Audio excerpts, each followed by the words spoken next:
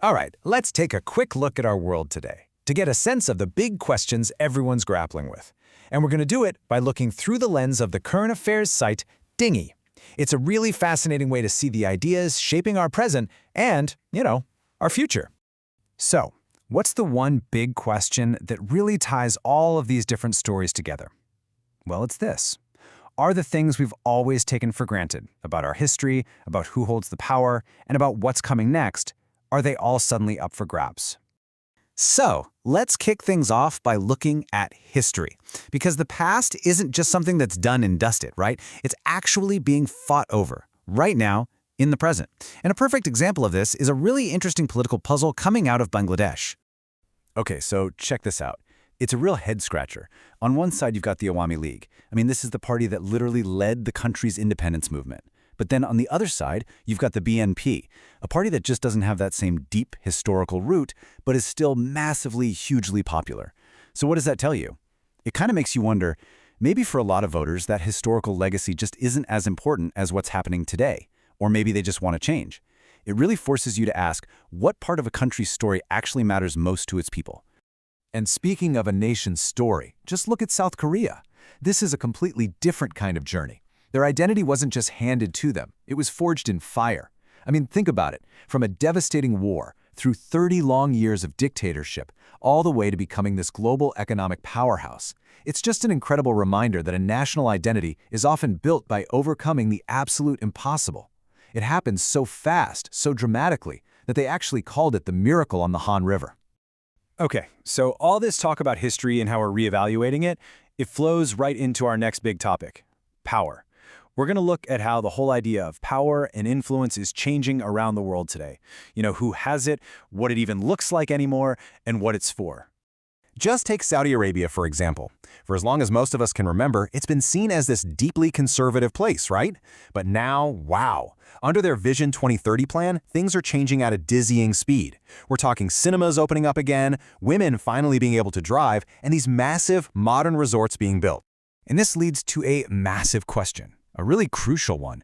Is the country basically moving away from its core identity, or is this an attempt to create a more modern version of that same identity? It's this fundamental tension, between tradition and progress, and honestly, countries all over the world are wrestling with this exact same thing. And it's not just social power that's in flux. The very resources that nations compete for are changing. For 100 years, if you thought about conflict in the Middle East, you probably thought about one thing: oil. But what if the next big war isn't about oil at all? What if it's about something even more basic? Water. This whole shift in how power works, it even changes the stories we tell ourselves. For decades, when we thought about spies and global power struggles, what came to mind? The lone hero, right? James Bond, skulking in the shadows. Well, that whole idea, that cool, romantic image of the super spy, in the world we live in today, it's just not relevant anymore. The truth is, modern espionage is, it's a totally different ballgame. That whole age of the lone hero, it's over. The old-school Cold War tricks are totally useless now. And why? Because the very idea of what a state secret is has changed. The nature of conflict itself has been completely rewritten by technology and global networks. The game has just fundamentally changed. So, this takes us from the world of geopolitics to the world of ideas, the philosophies that are shaking up our most basic assumptions about how society even works. Just stop and think about this for a second. This one idea from the philosopher Judith Butler is, it's revolutionary.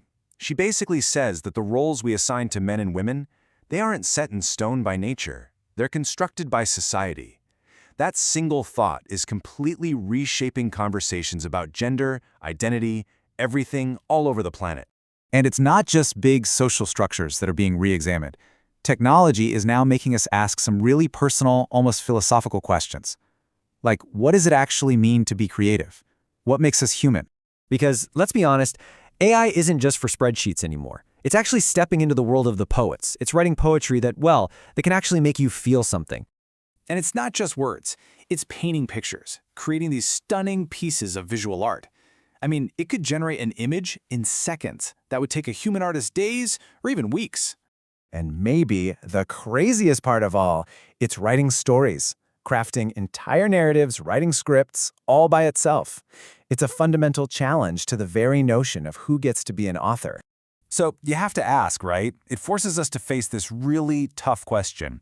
When a machine can do the things that we always thought made us special, that made us human, what happens to the pride of the artist? What even is the future of human creativity itself? Okay, so we've looked at how our past is being debated, how our present is shifting, and how the future feels, well, pretty uncertain. It all boils down to one final, really important thought to tie it all together. And this idea, inspired by the philosopher Alain Badiou, might just be the most important takeaway of all. In a world that's so full of protest, of disruption, of tearing down the old ways, is that enough? Is it enough to just oppose the system? Or does real, lasting change demand something harder? Does it require us to actually build something new, to present a new idea to take the old one's place? Now that is the question we're all left with.